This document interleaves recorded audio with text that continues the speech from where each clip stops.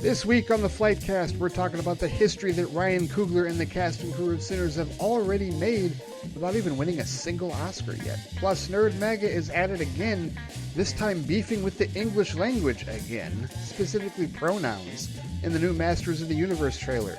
And some DC Studios chatter as well, including our first real look at the main man in Supergirl and why it's way too early to care about who's writing the DCU Batman film or not. All that ahead on the FliteCast.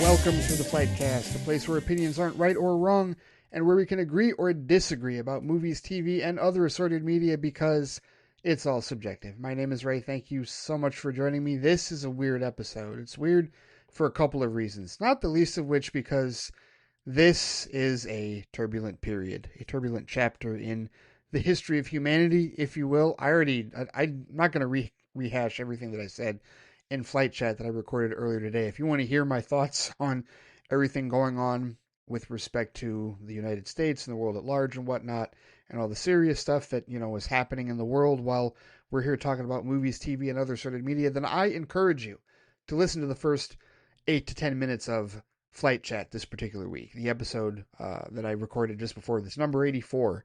Those are all my thoughts there, and I pass them on here. But suffice to say, I'm here talking about movies, TV, and other sort of media because, quite honestly, in a world like the one we live in, we need to. We absolutely need to maintain our sanity, if you will. Because if we don't, then we let the monsters and the bad guys win. And I'm not interested in doing that, and I don't think any of you are interested in doing that either. So let's talk about what is going on with movies, TV, and other assorted media for this week. Oh, and there's already some nice noise with respect to that. Some good stuff with Sinners and the Oscars and the Academy Awards and all that. Some nonsense from the usual suspects, if you will, the bigots and all the noisy rage baiters on social media with respect to the Masters of the Universe trailer and what happened with that. And also people caring way too much about the name Christina Hodson. And we don't even know officially if we're supposed to care about her name yet or not, because the studio hasn't said anything. Objectively, the studio has said nothing with respect to her name regarding a specific DCU film. But we'll get to that. In addition to our thoughts on the first look at the main man in Supergirl. Yes, Jason Momoa has been waiting maybe his whole life to play this particular character, and it looks like he's had a bit of fun with it. We'll get to that as well. But before diving headfirst into all of that, always want to remind you and everybody listening that this show and all my other shows can be found at theflightcast.com or on the FliteCast YouTube channel, youtube.com/theflightcast, where each of these episodes gets posted. And the schedule right now, it's supposed to be Flight Chat on Saturdays and FliteCast on Sundays. But I'll tell you, it's been weird trying to record on Saturdays the last couple of days. It's like, wait a minute. I'm not entirely certain that this is going to work long term. And on top of that, the stuff that I'm talking about in tonight's episode right now that I'm recording right now is stuff that was already covered in the Flight Chat episode that you guys sent emails in about yesterday. So, I don't know. It's like when stuff happens during the week, like new trailers or like new announcements or whatever, it's like, well, what do we do here?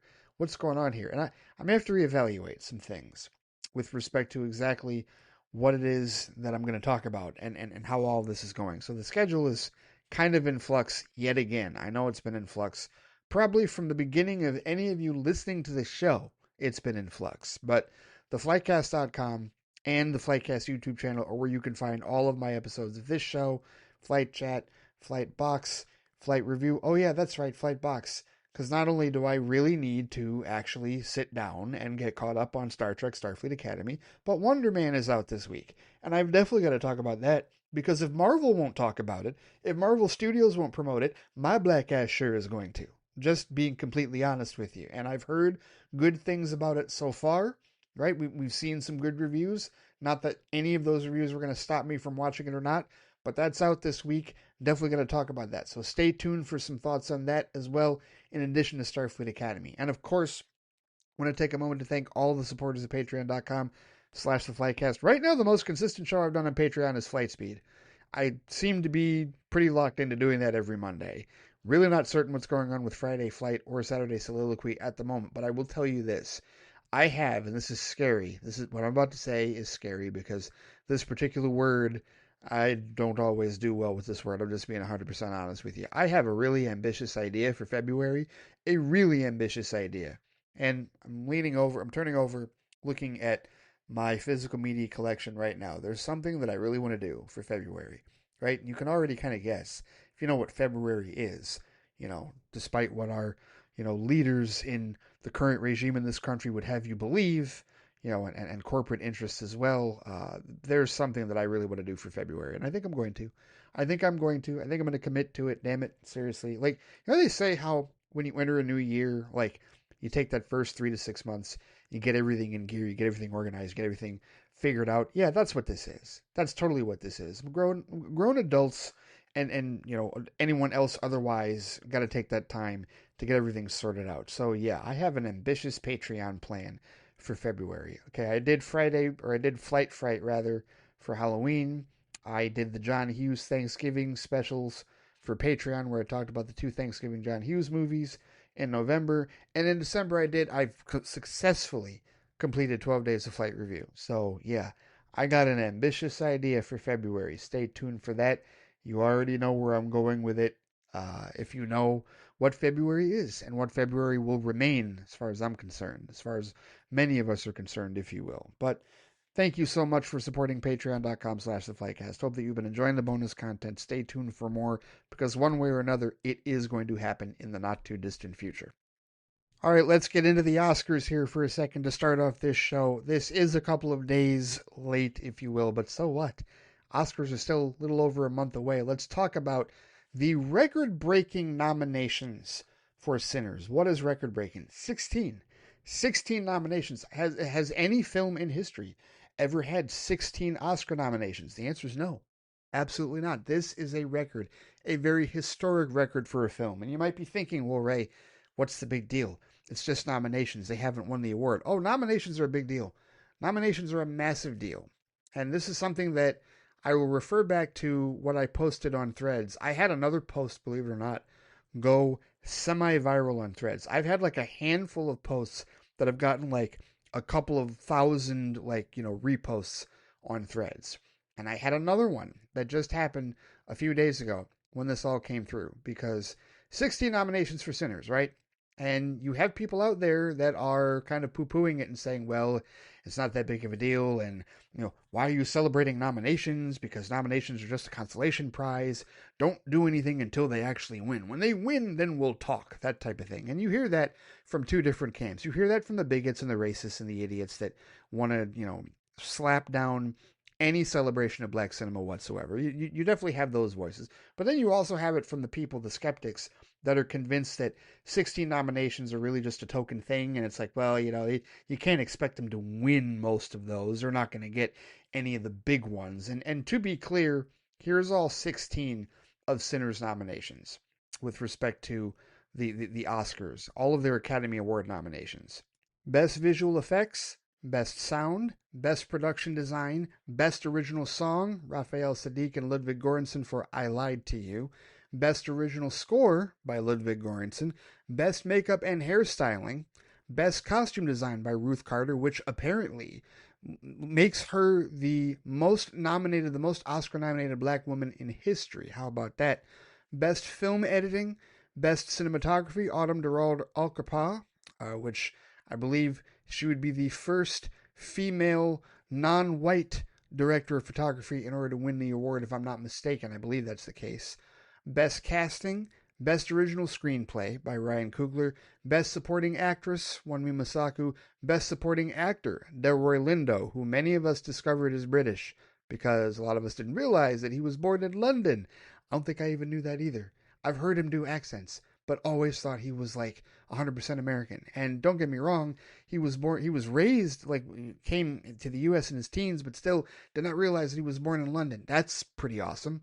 Best actor, Michael B. Jordan. Best director, Ryan Coogler. And of course, best picture. So that's 16 full nominations. Now you go through this list and you're like, okay, what does it legitimately have a chance at winning? Well, it legitimately has a chance of winning any of them, truthfully. Honestly, going through this list, the one that it probably, if I had to venture a guess, has maybe the weakest chance of winning might be best visual effects. And the only reason I say that is because what other films are, like, usually best visual effects, that's a category that, the big budget, the big huge CGI fests or comic book movies, usually that's where it goes to, isn't it? I mean, the competition in that particular category this year is pretty steep. You got Avatar, Fire and Ass. So, all the people that were upset that Avatar didn't get nominated for major awards, shut up. Because that's probably the best award that it could get nominated for. F1, which I haven't seen but will see, even though, funny enough, I blind bought the Steelbook and I own it on my shelf right now. Jurassic World Rebirth, which I also have not seen yet, and The Lost Bus. That's your competition for best visual effects along with Sinners. Now, I'm not saying Sinners doesn't have a chance to win it. I'm just saying that's some steep competition as far as visual effects are concerned. I would like to see those other four movies just to like, do a compare and contrast, if you will. But that's not to say that Sinners' visual effects are not phenomenal. I mean, the juke joint scene alone, seriously, like that whole musical scene, like the way that was shot, the way that it was composed, and the editing, and not only that, but also the creature effects with the vampires and the supernatural stuff. Yes, no, there's a lot. There's a whole lot. So no, I'm not saying that Sinners can't win in that category. I would just say that's probably the one with the steepest competition. And you're like, wait a minute, Ray. You're saying that all of the above the line, no, all the above the line Oscars, with respect to Best Picture, Best Director, Best Actor, Best Supporting Actor and Actress, and all that. Oh no, that's strong competition. I mean, I could see Sinners winning any one of those. I really could. I could certainly see Ludwig winning for Best Original Score again. Most certainly, he is really cementing himself as one of the best composers in the business without question. I could see Ruth Carter winning for Best Costume Design for a period piece. I could. I could see Autumn Durald Arkapaw winning for Best Cinematography. I could see Sinners winning any of these. I don't think it's going to come away with none of them. I don't think they're going to nominate the film for 16 Oscars and it wins none of them. I do think it is going to win some. I don't know if it's going to win all. Hard to believe that it would win all. That would be for a film to set the record for nominations and clean sweep it at 16. Yeah, I don't think so. But that is historical to talk about with respect to nominations, because referring back to what I was going to bring up earlier with respect to my response to the people that are trying to shout this down, right? Because you've got the bigots and the racist and the assholes that are trying to shout it out. And then you have the skeptical people that think Sinners is just being used as a token for the Academy's diversity quotient, if you will. Like, it's not actually going to win. They're just giving them nominations. Well, here's the deal.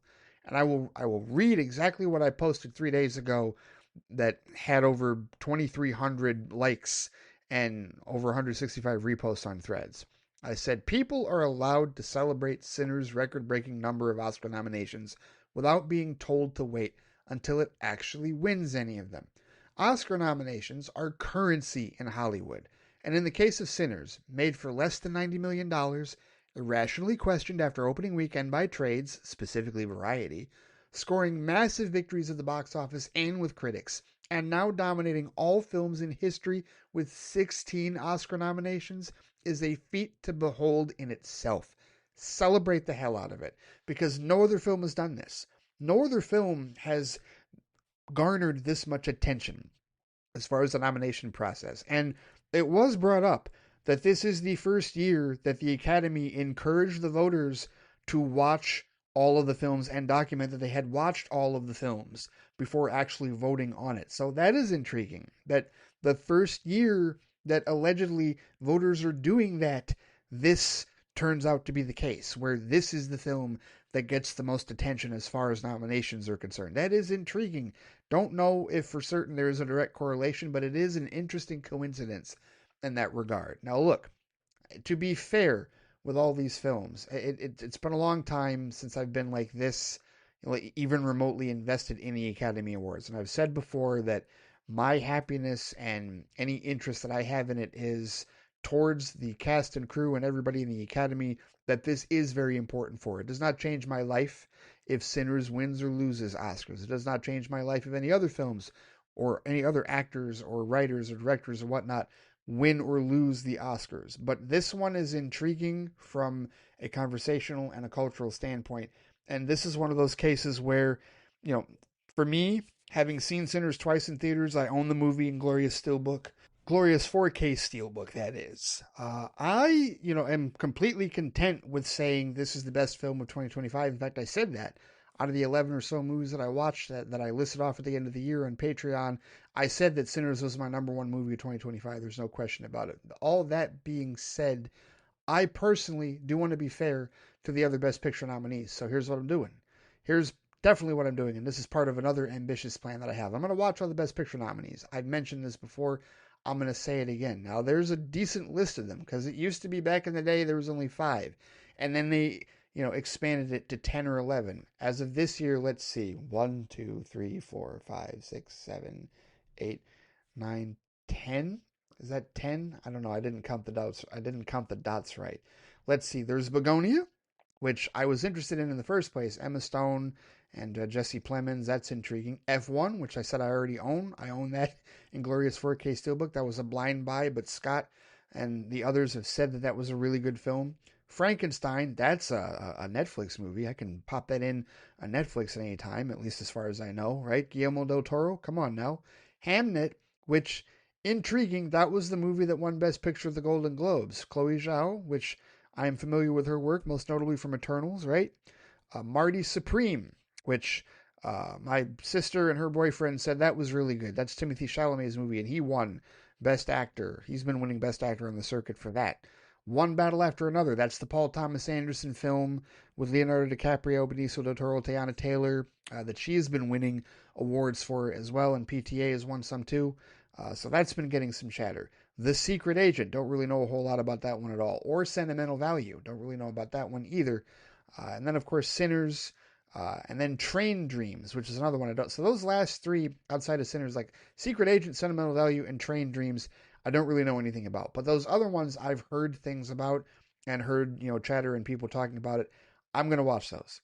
I'm going to watch all that. I'm going to do the Oscar circuit. Like, this is not, I haven't done this in a long time. It's been many years, since my old friends back in college, since we used to literally have an annual tradition of watching all of the Oscar nominees, all the Best Picture Oscar nominees, at like every year, and having like our own predictions, if you will. This is the first time that I've done that I will be doing that, in a while. So yeah, I am very curious to see how I feel about all these films. I do not foresee that any of these other films will top Sinners for me.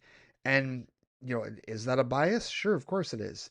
There's a number of biases that, happen with me in Sinners, not the least of which is a cultural bias. Sinners is a very cultural film that I've said before in my reviews and in other chatter, speaks to me as a black person, as a black man, without question. There's a lot of historical significance, a lot of layers and a lot of subtext and a lot of storytelling devices and whatnot that Ryan Coogler and company employed that made that film as incredibly, iconic as it is to this day, right? And it's only been, not even full year that it's been available to us, but we were interested in it from the trailers and the teasers, and then you go see the movie and realize, wow, this is even more of a cultural experience than I thought it was going to be. We were just looking for a good vampire flick. We thought it was going to be an awesome vampire movie, and as it turns out, it's far more than that, much more than that. Now, these other films, I'm not going into any of these films expecting to dislike any of them. As I've said before, I come from the school of prove to me that you're bad. I expect, personally, that these other 9 films are going to be good. I don't see any reason to believe that they're not. Begonia, again, Emma Stone, Jesse Plemons, yes, that should be good. F1, Brad Pitt, Jerry Bruckheimer producing, Joseph Kosinski, yes, that should be good. Frankenstein, Guillermo del Toro, enough said, should be good. Hamnet, Chloe Zhao, and Sam Mendes and Steven Spielberg producers, should be good. Marty Supreme, that's one of the Safdie brothers and Timothée Chalamet, should be good. It's been a long time since I've watched a PTA movie. I haven't seen like Phantom Thread or There Will Be Blood, but I have seen like Magnolia and Boogie Nights and Punch Drunk Love. and Hard Eight. So yeah, I like PTA. I like Paul Thomas Anderson. That should be a good movie. And I'm not expecting anything like out of Secret Agent, Sentimental Value, or Train Dreams that I'm going to dislike necessarily, right? So I'm not going into any of these movies expecting to dislike any of them. I'm expecting that they're all going to be pretty good. And it's just going to be me ranking which ones I think are, how is this one better than this one, that one better than that one. And they're probably all going to be very different types of films for sure. I know that most of these films are very different than Sinners, right? You could probably take bits and pieces of Sinners and, apply it to each of these other films in that regard. It's going to be a wide range of storytelling, a wide variety of tones and whatnot. I totally understand that. But, I intend to be fair. I intend to be very fair about it, even though, again, I think Sinners is probably still going to be the number one film for me. But it doesn't mean that I'm not going to give these other films a shot.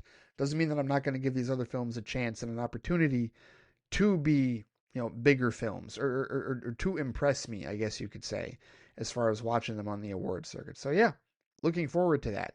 Definitely. And Sinners, congratulations to Ryan Coogler and that cast and crew just for the record of nominations. That is a big deal, guys. It is. For people in Hollywood, it is a big deal, right? The idea that you can take that film and like I said, it really is currency in Hollywood. For people who don't believe that, it is very much currency in Hollywood to be able to do that, to be able to have a film that you can say, hey, the Academy recognized it with this many nominations. I mean, Oscar nominated is still a thing that they put on, Blu-ray covers and like advertisements and whatnot. Oscar nominee so-and-so, Oscar nominee this and that, right?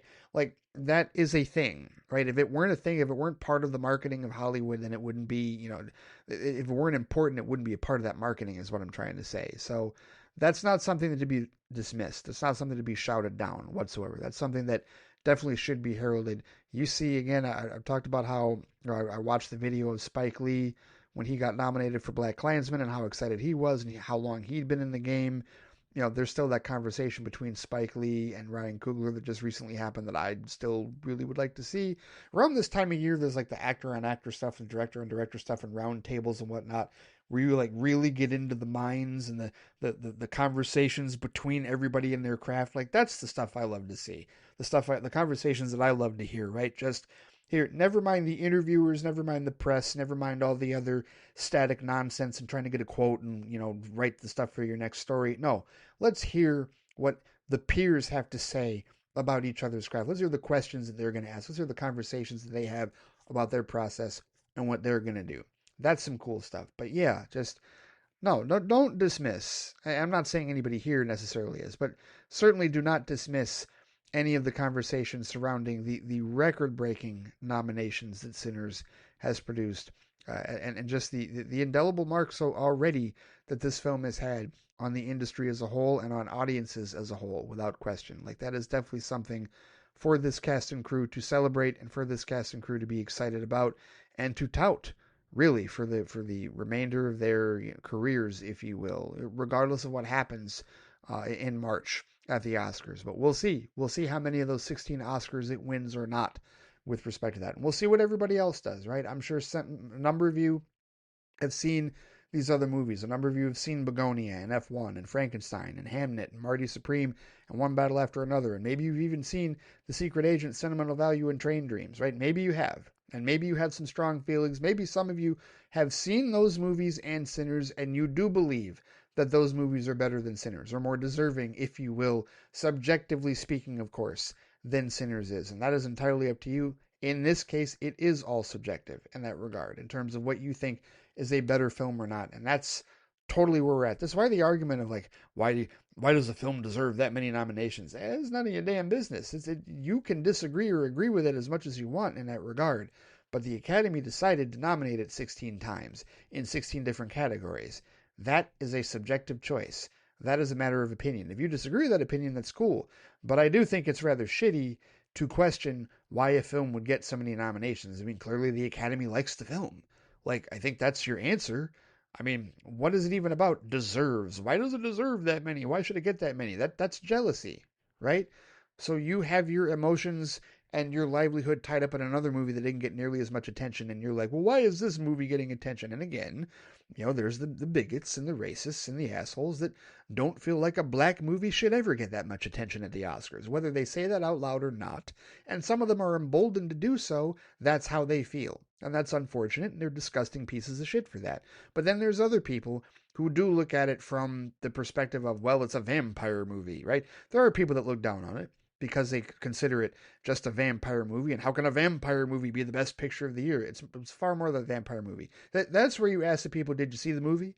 Yes, I saw the movie, and it was just this, and it was just that. Well, if you saw the movie and that's all you took out of it, that it was a vampire period piece, bless your heart, because that's a rather reductionist version of the events, if you will, and that's a rather basic way of looking at it as far as I'm concerned. And if that's how you would take it, hey, you know what? That is your business. You can take it however you want in that regard. But that is certainly not what I would take from it.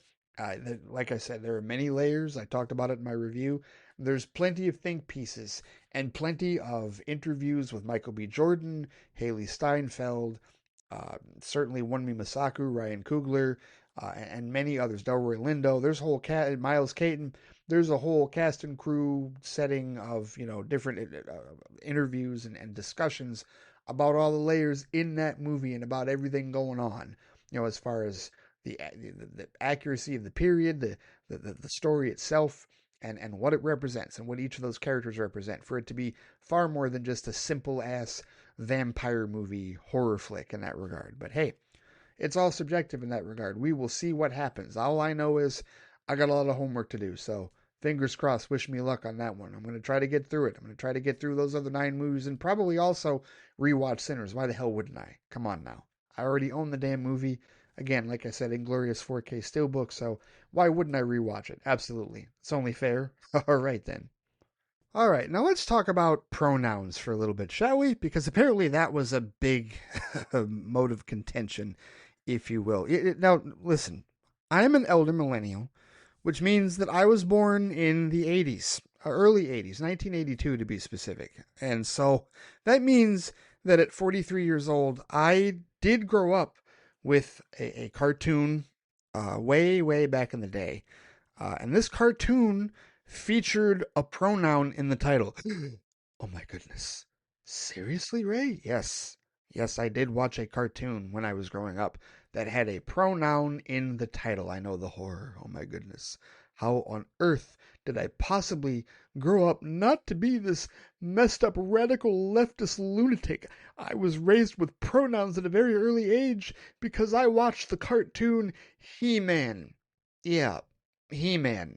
Literally the name of the damn show, He-Man. And I tell you what, did anyone back in the 80s say boo about the pronoun he in He-Man? No. No, not at all, because we didn't care, and that wasn't a talking point for politics and nonsense and ridiculous bigoted bullshit whatsoever. So, for those of us that grew up with that cartoon, and for those of us who also happen to grow up with the 80s live-action Dolph Lundgren film, where he played He-Man, the titular character, if you will, and also featured Courtney Cox and Robert Duncan McNeil and James Tolkien from Strickland from flipping Back to the Future, as well as Frank Langella as Skeletor, right? Like, for those of us that grew up with that movie as well, like, we had a couple different personifications of He-Man, if you will, that we were privy to, but we understood the basic nature of the character and everybody else involved, right? So, we hear that they're making a new one. And all right, here's our first teaser trailer, which this is actually a pretty lengthy teaser trailer. This is like almost 2.5 full minutes, this teaser trailer. They showed quite a bit with this particular teaser trailer. And before getting into my thoughts on the trailer itself, the whole thing where his name is Adam Glenn and he, him, yeah, it's supposed to be funny. And it is funny because, again, he's He-Man. It's He-Man. Like, what do you want them to do? Seriously, do you want them to make some joke about how I don't go in for you want him to what is he, just man now? Man? Is that what we want to call him? Man, right? Just want to make him all nouns. Is that what Nerd MAGA wants us to do? Is that what those snowflake, soft-ass, Charmin soft bitches want us to do? Seriously? Just call him man going forward? it is hilarious to me that the people who consistently call liberals and us, like, we're the softies, we're the ones that can't take a joke, we're the ones that are so hypersensitive about everything. You put literally the pronoun of the main character in a joke on, the he, him, on his nameplate, on his desk on Earth, and oh my goodness, the world has ended. Oh my goodness, this is it. This is why civilization has gone to hell in a handbasket. What would Jesus say about that? Just all manner of absolute snowflake bigoted nonsense. And it's ridiculous. It's utterly ridiculous that anybody was even remotely outraged over that. It's stupid rage baiting. It's stupid, like, bigoted rage baiting, and it's nonsensical. It's absolutely not even. It's not even worth a talking point in that regard. It's just, what are we doing? No, we're being stupid, is what we are. We're being ridiculous, and we're being bigoted, and we're being just all manner of, nonsensical. Like, there's too many adjectives with respect to that. So screw all of that, right? Never mind all the angry idiots that want to sit and probably have done like 3 and 4 hour video essays and live streams talking about this is what happens when the liberals in Hollywood get a hold of a national treasure like He-Man. You idiots have been saying the pronoun your whole life. Like, it's literally been a part of your lexicon. You have beef with the English language. Again, you don't like words, which, explains a few things, because how many of you can flip and read in the first damn place? Whatever. I digress. I don't need to get any further political on this. Let's talk about the trailer itself. The teaser trailer gives me Thor vibes, which is not a bad thing. It's actually a good thing. Because the thing is, I don't know why I don't think about this with respect to He-Man, but I always think of like for me, because I've always seen like a clear line of demarcation, unless it's Star Wars. I've always seen kind of a clear demarcation between like fantasy and magic and mystical powers and whatnot versus science fiction, spaceships and technological marvels and everything, right? And yes, Star Wars does blend that very well, but it blends it so well that it's like even the line of demarcation in Star Wars is like, okay, the stuff that happens with the Jedi and the Sith still feels separate from the stuff that happens with the Rebels and the Empire. At least for me, it feels that way. Even though they're, obviously connected and related, it still feels like there's that separation to me. And then you have stuff like Thor, where literally it's like, okay, well, we have magic and we're gods and we do this and we control lightning and we manipulate forces and we have the Bifrost, or we had the Bifrost and all that, right? But we also have spaceships, we also pilot things, we also have tech in that regard, right? And that's what this trailer, this is what this teaser trailer feels like, especially the parts where you have the vehicles flying around Eternia, like that just felt like and looked like Asgard to me, and that's a good thing. That is a good thing. If you're going to do this in modern times with a modern sensibility in terms of visual effects and storytelling, Thor should be your model at this point. It really should. Why shouldn't it? Yeah, like it makes all the sense in the world to make a Masters of the Universe live action in the same model, if you will, as Thor in the MCU. Why the hell not? Now, I don't know this actor. I do not know Nicholas Galitzine. I have no idea. I'd heard the name, right? But when I saw him in the trailer, I'm like, oh, that's the new He-Man. That's what he looks like. Okay, all right. I have no idea, what has this guy even been in. Like, I'm sure he's been in other things, but I have no idea here. I'm gonna click on the cast name here. Nicholas Galitzine as Prince Adam. Nicholas Dmitry Konstantin Galitzine. Oh, that's a cool name. Okay, what's he been in? Anything that I've seen? Let's see. The Beat Beneath My Feet. Nope. High Strung. Nope. Handsome Devil. The Changeover. Cher. Nope. He was in a 2021 version of Cinderella with Camila Cabello. Nope. Haven't seen that. Purple Hearts. Nope. Bottoms. Red, White, and Royal Blue. The Idea of You. Now, I have seen. Oh, he was in that with Anne Hathaway. Interesting. Okay. No, I've seen absolutely none of these. And he's been in 4 different TV. He's been in Legends. Oh, no, that's the crime drama, pardon me, on TNT. He was in Legends, The Watcher in the Woods, Chambers, Mary and George. No, I've seen nothing that this dude's been in. Nothing at all. So this will be my introduction to his acting. But let's be clear here, and I want to make this abundantly clear, that I'm going into Masters of the Universe with the same expectation that I went into with Transformers, and that is this. When I went into the first Transformers movie and every subsequent Transformers movie after that, it only took a minute or so into the credits, maybe even less than that, for the name Hasbro to pop up in the credits. Hasbro, the toy company, because the Transformers were toys. And you know what I expect to see with this? Mattel. Just like with Barbie.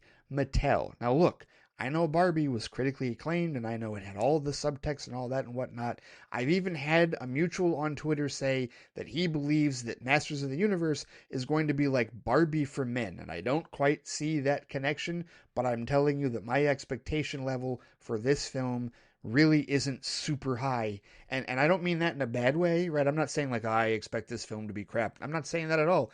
I'm saying that my expectations for this film are for me to have fun watching it, and that's about it. Like, am I going to enjoy myself? Yes. Am I looking for a great deal of subtext and incredible depth and character development? No, not really. I'm looking for basic enjoyment and entertainment because this is a toy commercial. This is another toy commercial. This is just like Transformers as far as I'm concerned. And look, I realize we've had animated other, there was that recent Netflix animated version of Masters of the Universe, and I know there are probably people that are well steeped in the lore of He-Man and Skeletor and Man-at-Arms and Teela and Castle Grayskull and Cringer and Battle Cat and all that stuff. Yes, I get that, right? Understandable. But for me, I'm just looking to have fun with it. And I have fun with the Transformers movies. I'm looking to have a similar amount of fun with He-Man. And the trailer looks fun. The trailer looks awesome. The whole idea of she sent him to Earth to hide him so that he would have a regular life, and now he's found the sword to find his way back to Eternia. Great. Awesome. What am I expecting? Like seriously, what am I sitting here going, oh, well, they didn't get that right. They didn't get this right. And why does this look like this? Why does that look like that? I saw people say that, because this is MGM, isn't it? Yeah, I think this is an MGM movie. And I saw some people say that they missed an opportunity to put Battle Cat as like the lion, like in place of the lion instead of the MGM logo. Yeah, they might still do that, but even if they don't, I don't care. It's not that big of a deal. Well, it's a missed opportunity. Whatever. I'm not really that hung up on it. This cast looks awesome, by the way, too. Camila Mendes, along with Nicholas Galitzine. Alison Brie playing Evil Lynn, which is like, I saw a picture of it. I was like, whoa, damn. Okay. Not a person, not who I would have thought as Evil Lynn, but I'm still kind of in 80s brain when I'm thinking of like actresses to play Evil Lynn and that kind of thing, right? So, but she's probably going to be awesome. James Purefoy, Morena Baccarin, Charlotte Riley, Kristen Wiig, Idris Elba. I did not know he was going to be Man-at-Arms. Had no idea. That works, and that's probably also contributing to the Thor vibe that I'm getting from this trailer, which again, not a bad thing. From a marketing perspective, this can only help you. If you're trying to get people that didn't grow up with Masters of the Universe, that didn't grow up with He-Man as a character or play with the toys, if you're trying to get them to come out to see this movie, you want to craft marketing and trailers that are emblematic of something that they've seen before, i.e. Thor. So go ahead, get Heimdall from the Thor movies and bring him in here as a major character in here, in addition to the Thor vibe that you're painting all over this particular film. Like why the hell not? That's not a bad idea. And look, this is going to be another case, right? And I don't know how involved we're going to see him or not, but this is going to be another. It's Jared Leto as Skeletor. Yes, and that was the first thing that I saw, and I forgot about that too. The first thing I saw in all caps, why is Jared Leto Skeletor? Yeah, okay, we're going to have to go through this again. We are. Same as we did with Tron Ares, although not nearly as pronounced, because again, I don't think we're going to see his face a whole lot. He's just going to, sound like, we're going to hear what his Skeletor voice is. Skeletor is Skeletor. You don't necessarily, like, even when Frank Langella played him in the 80s film, did he look like Frank Langella? Of course not. Like, to this day, I'm still not 100% certain that it's the right person that I'm thinking of with respect to the actor that's playing the character. Because it looks nothing like him, it sounds nothing like him, and it's really weird that, like, I've seen Frank Langella in so many other things, including a Superman movie as Perry White and Star Trek. I've seen him in so many other things, and I always forget that he's Skeletor in that Masters of the Universe movie because it doesn't look or sound like him. The same is going to happen, more than likely, with Jared Leto. There are going to be plenty of people that are going to be like, Jared Leto was in this? Who was he? He was Skeletor? That's going to happen. That's going to be a thing, unless they, like, hype it up in the marketing, which they don't really need to. They can leave that alone. They can. They can totally leave that alone, and maybe it's a good idea for Amazon MGM Studios to leave them alone. To leave that part of it alone in that regard. But the teaser looks awesome. The teaser looks like fun. The teaser gives Thor vibes. And that's not a bad thing. Giving Thor vibes for a film like this, for a setting like this, for a story like this, based off of a Mattel series of action figures and toys, is a good idea. This could work. This could absolutely work. Definitely. Fabian Wagner is your DP on this. Very good work there. Daniel Pemberton's doing the score. Yeah, there's some good people involved in this. This is good. I don't know much about Travis Knight. Travis Knight, director, what has he done as a director? Let's see. Paranorman, The Box Trolls, Kubo and the Two Strings, Bumblebee, which no, I haven't seen that yet, even though again, I own it because it's part of the Transformers like glorious 4K steelbook set that I purchased and just haven't watched that one yet. Missing Link, and then he's also got Wildwood coming out this year as well. An animated and a stop motion animated dark fantasy film directed by him and written by Chris Butler. So is that going to be later? Probably. But yeah, this will be my introduction to Travis Knight as a director with Masters of the Universe, unless I decide to watch Kubo and the Two Strings or Bumblebee beforehand, which I guess could happen. But either way, I mean, Bumblebee, that people have told me that is like, one of the better Transformers movies and that it was a return to form for them after, the last couple of, like the last night, as far as the Bayformers films, they didn't really care for. And, this is apart from the people that just despise the Bayformers stuff from the beginning, whatever. But either way, yeah, uh, I don't see any, I see no questions with respect to this. This teaser trailer looks to deliver everything. Like it's going to have the humor, it's going to have the fish out of water stuff, it's going to have the action, it's going to have the visuals, it's going to have that tone and tenor of the Mattel toy, the action figure and whatnot. Yeah, I'm that's where my expectations are, that I'm going to enjoy this film. That I'm going to go in there and watch a movie that's going to be like, hey, whether I think it's the greatest movie or not, I think I will enjoy it. And, could it potentially be the best live action interpretation of Masters of the Universe? Yeah. And I know that some people are saying, well, don't sleep on that 80s one. Yeah, I get it. The 80s one is dated and there's stuff in there and whatnot, but it's definitely like at cult classic status for a lot of people, and which is great. It's all subjective. I've never disliked the film, to be honest with you, as many times as I see it. It was one that came on cable a ton growing up, during when my grandma babysat for us. It was definitely one of those movies that I would watch, like in the den with other stuff, like same way that I watch Tron and other things. But yeah, no, the teaser looks good, guys. Teaser looks cool. And you know what? I look forward to seeing Adam Glenn, he, him, and his titular character, He Man, in all of his pronounced glory, as he's been literally since the inception of his damn character for the last 40 years or so. Yeah. Can't wait to see that for sure. And I'm sure that, Nerd MAGA will, cry and whine and, wail and scream about woke this and pronoun that and hell in a handbasket. Yeah, all that nonsense. Whatever. A movie has a lot of financial expectations to it, hefty budget, but hey, you know what? If it's a fun time at the theater for me, then that's all I care about. And hopefully it'll be a fun time at the theater for a lot of people, not just myself included, for sure. All right, now on to some DC Studios talk to wrap this up. I'm at work. Literally, I'm at work. Actually, I was leaving work, to be honest with you. I got in my car on Friday, headed home for the weekend, and I see that James Gunn has posted this clip that just says, finally. And I'm like, okay, what is this? And then I get in the car and I'm like, oh, Lobo. Jason Momoa as Lobo. And it's a very brief clip.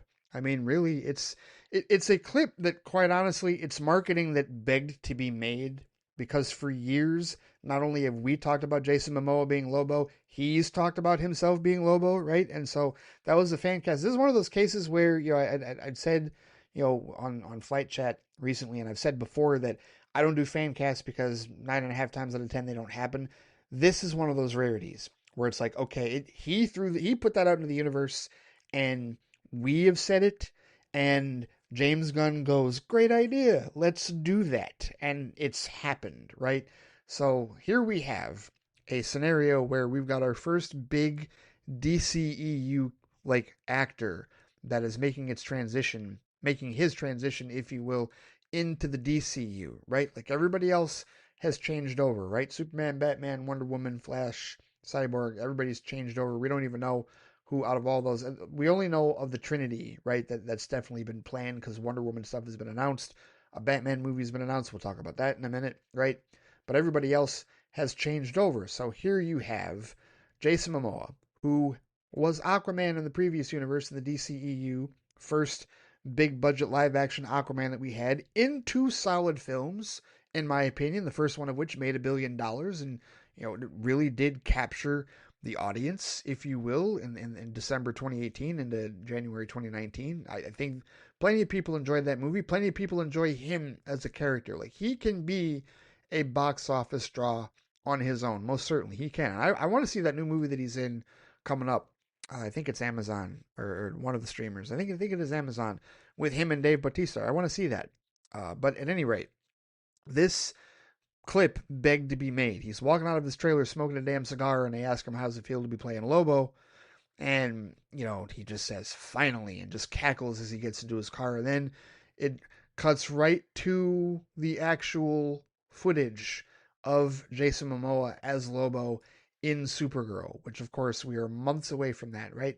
June 26th of this year is when it is releasing. And look, I don't have like a whole specter of experience with the Lobo character. I certainly have never really read him, like any of his exploits in the comics in that regard.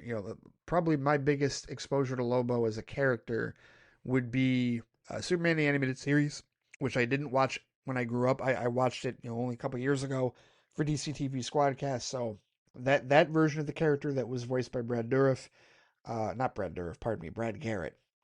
Brad Garrett from Everybody Loves Raymond voiced Lobo in that show. And then also the version of Lobo from Krypton. That's it. But and that version was different in its own right, but like that's my exposure to the character, if you will, as far as knowing any history, knowing any setup, knowing what he's supposed to look like. I can tell you that from a physical standpoint, in terms of what he looks like, I mean, I could envision what Jason Momoa was going to look like, and there have been plenty of, fan manips of exactly what he looks like as or what people like speculated he would look like as Lobo, and this looks pretty close. I mean, how is it? What are we expecting? It's Jason Momoa. You don't have to do a whole lot physically with him, right? As far as like his body type, even his face, there's not a whole lot you got to do. You just got to, the white skin, the hair, that be completely out of place, going wild. Give him the cigar, give him the bike. I mean, yeah, like I saw, I forget who it was, that maybe it was John Rosler. I forget exactly who it was that said his eyes weren't red enough in this particular clip. And I was like, well, okay, like I could see that. Like, I don't know how well the red eyes work in live action with something like that, but I also could foresee a scenario where the eyes will look redder in the film, like in the final finished stages of the film. I could totally see that being the case, right? Maybe not this little clip here where you see a little bit of red and whatnot, because you're not seeing a whole lot with respect to him. You're seeing just enough to be able to freeze frame and be like, there he is. That's what he looks like. I have no complaints. Like, does anybody have any complaints? I'm sure somebody does. I'm sure somebody has complaints about it. But to me, he looks the part, and this is a part that he's wanted for a long time. You know what this is like? It's almost like a better version of, in fact, I will say it's probably a better version of like when The Rock really wanted to play Black Adam for all these years. It's a better version for a couple of reasons. One, because Jason Momoa didn't necessarily force his agenda of being Black Adam onto the entirety of the studio and didn't try to power grab the whole studio as a result of it, right? Because he wanted to make a Lobo-centered universe where he fights Superman all the time. No, he didn't. Jason Momoa didn't do that, with respect to what The Rock and Black Adam attempted to do, right? But also on top of that, because this is, more organic within the framework of the franchise is in a better place. Studio is in a better place as well, right? Like, unfortunately, Black Adam was made during the darker time, the Walter Hamada era of the DCEU, and it's like, what better could have been done with it had competent people actually ran the franchise at that point. Like, what would a Black Adam movie with The Rock look like now in the DCU? Probably pretty different, right? And look, I'm not taking away all the good stuff that we saw. I like that movie. I like Black Adam, right? And for whatever people think about The Rock, like the stuff that Hawkman and flipping Dr. Fate, what they did with the Justice Society of America, the JSA, like that was cool. That was really cool. And also the Kondak stuff and the Middle Eastern representation that movie definitely presented. That was great. That was the stuff that I really, really enjoyed about that film. You just wish it had been made at a different time. You wish it had been made during the DC Studios era. So I have infinitely more faith in this particular rendition. And Lobo's not going to dominate the film. The movie's not called Lobo, but he's going to be there enough that it's going to be like, he could steal some scenes and potentially lead to further development and appearances for the character in the rest of the franchise. Oh yeah, sign me up for that. Yeah, why not have Jason Momoa involved? Absolutely. He was the most likely candidate to be involved in the DCU coming from the DCEU, wasn't he? Wasn't he the most likely? Yes, certainly. And definitely, the energy that he's going to bring, because this is a character that he has passion for. This is a character that he has enjoyed the idea of people suggesting that he's going to play the character, him suggesting himself that he can play the character. Like this is what he wants. And this is why you cast people. This is why it's good to cast people like this, because you look at him and go, oh yeah, you could totally play Lobo. Like even when, I think Tim even said this over at Squadcast Media, when he was cast as Aquaman, he's like, nah, I think Lobo would be a better fit for him. And I think a lot of people feel like this is going to be a better fit for him. So it's going to be it's going to be a little unfair, because I thought he was just fine as Aquaman. I like the changes that they made to the Aquaman character to suit him being, Pacific Islander. And I really did like that cultural aspect that they added to Aquaman's character in Wan's films. That being said, as far as Jason Momoa's temperament and as far as like how he plays things, as far as who he is as a person, yeah, Lobo probably does fit him way better than, Aquaman, Arthur Curry, right? That's fine. I figure, without having like astronomical expectations for his side character in this film, I think what we're going to see of him is going to be pure Momoa, and I think it's going to work. Sure, I think it's going to work. How will that translate to the audience, and what are the reviewers going to say? Oh, Momoa steals the show, whatever. Like, we'll see. We'll see how that all goes. We'll see how that's all adjudicated later. But so far, this looks awesome. This looks like aces. I've yet to see anything to give me pause whatsoever, subjectively speaking, with respect to DC Studios, the DCU, and Supergirl in particular. I look forward to this film on June 26th, later this year, to really kick off the cinematic storytelling. We still don't have a release date for Lantern, so we still don't know if that's going to pop up before or after Supergirl. If it comes out after Supergirl, but if they want to have it out before Clayface, that only gives them 2 months. Lanterns, and I think that might be too much. I feel like Lanterns, even though it's a TV property and shouldn't affect like box office or anything like that, I still feel like Lantern should come out probably before Supergirl, and then we get that 2 months between Supergirl and Clayface in that regard, even though they're all very different projects. We'll see how it goes. I mean, we'll see how they navigate it and whatnot, because they've also got to figure out how they're going to navigate those release schedules with what Marvel is doing, because of everybody in the general audience that places superheroes together in one big blob, if you will, and doesn't separate between Marvel and DC. Which is another reason why I feel like the Lantern show should come out before Supergirl, because a month after Supergirl is when you get Spider-Man Brand New Day in July, the tail end of July. And then we're only a month and a half away at that point from Clayface, right? And even though Clayface is going to be a body horror movie, a lower budget, still, it's going to be a comic book movie in that regard. So to me, we'll see how it goes. But again, I haven't seen anything, visually speaking or with respect to concepts, to give me any pause on what DC Studios is doing for the DCU. I'm perfectly cool with that.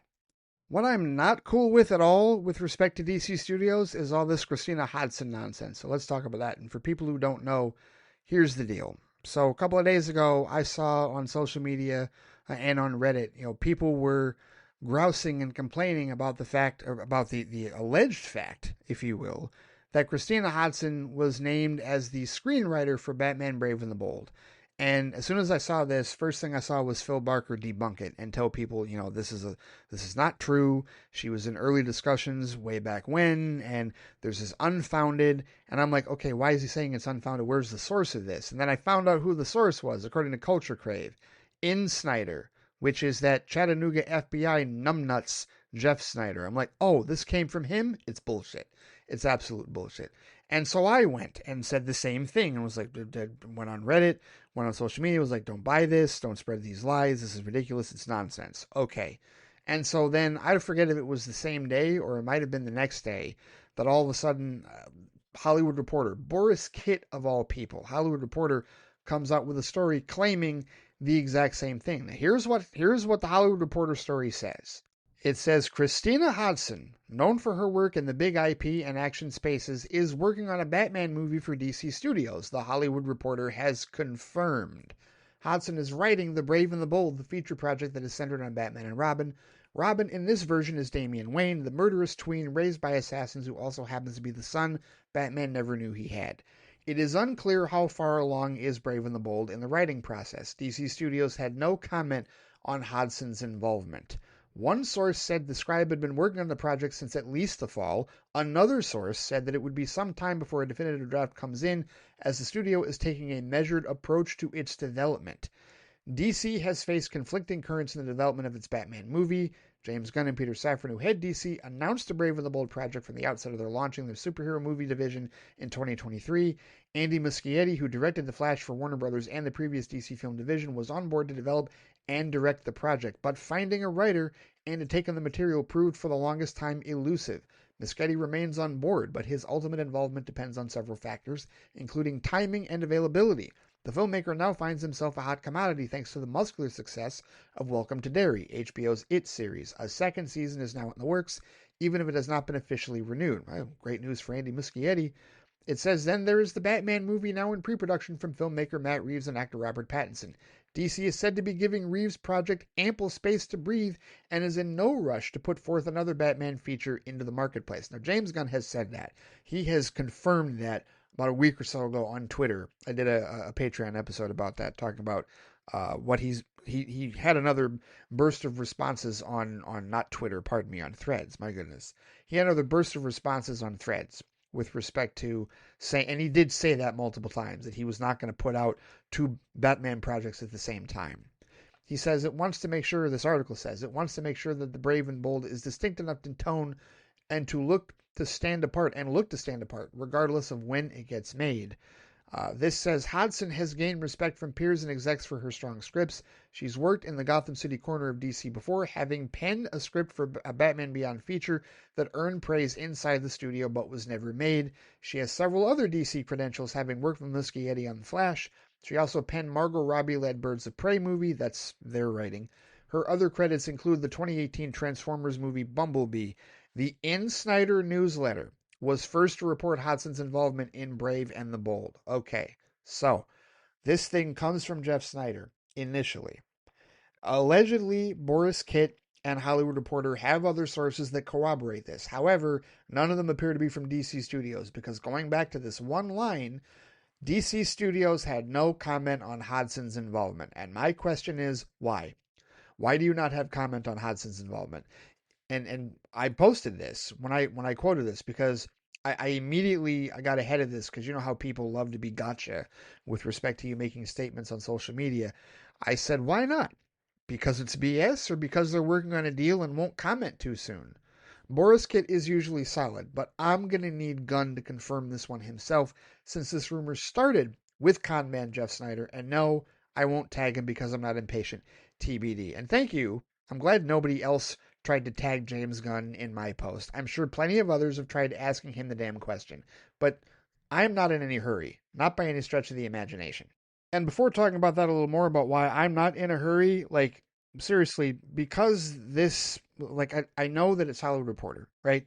I know that it's a trade, and I know that by and large, we're supposed to trust trades, because generally speaking, they don't go to, publication with a particular story unless they're certain. That being said, they've gotten things wrong with respect to people and whatnot, and things happening, people being cast in particular in James Gunn's projects with DC. There was an actress that was reportedly cast in The Flash that he debunked, and I cannot remember the name of that actress or what character they were going to play, but one that I completely forgot about and was reminded of thanks to Reddit was Culture Crave got from Hollywood Reporter that Pom Klementieff had been cast in Superman at the time when it was still called Superman Legacy.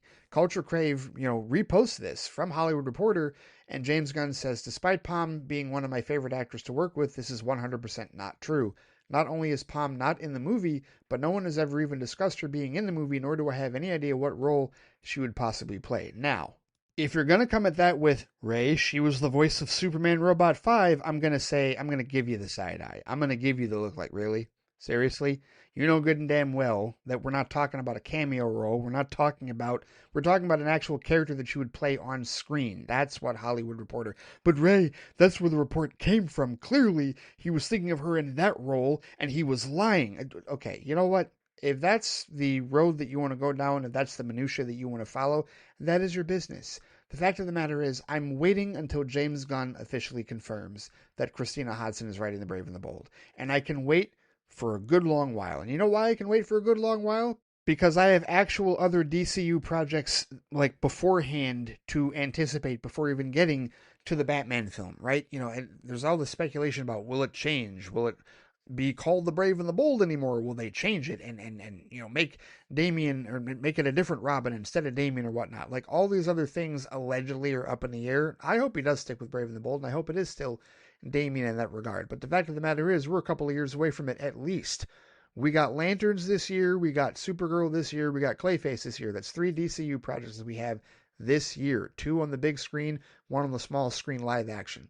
And then next year we got Man of Tomorrow for the DCU in July. And then after that, we got the Batman Part 2 for the Batman Epic Crime Saga. So we're talking at least this year and next year before we get anything, any movement whatsoever on the Batman Brave and the Bold. And we're certainly not targeting a 2028 deal, are we?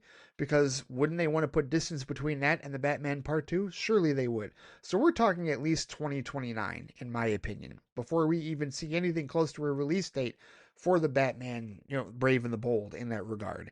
And for those of you that can't wait 3 years for a Batman film in the DCU, I will now once again for the umpteenth time look at my shelf of physical media and gaze upon all of the Batman media that I have at my disposal. I see 2 Tim Burton films. I see 2 Joel Schumacher films. I see an entire trilogy by one Mr. Christopher Nolan. And then I see Zack Snyder's work, most notably Batman v Superman Dawn of Justice and Zack Snyder's Justice League. And since I'm also one of the people that enjoyed The Flash, I get to enjoy Batfleck in that as well. And probably also his little bit in Studio Squad too. Oh, and then there's the Batman and the subsequent Penguin show. I have more than enough Batman content as far as live action, and that's not even getting into Batman 66, Batman the Animated Series, and Batman Beyond, all of which I also own. What the hell do I as a Batman fan have to complain about? Why am I impatient? Why am I being that in much of a hurry to know who's going to write the damn script for the Batman Brave and the Bold, which probably isn't even going to get a release date until 2029? Why? Why?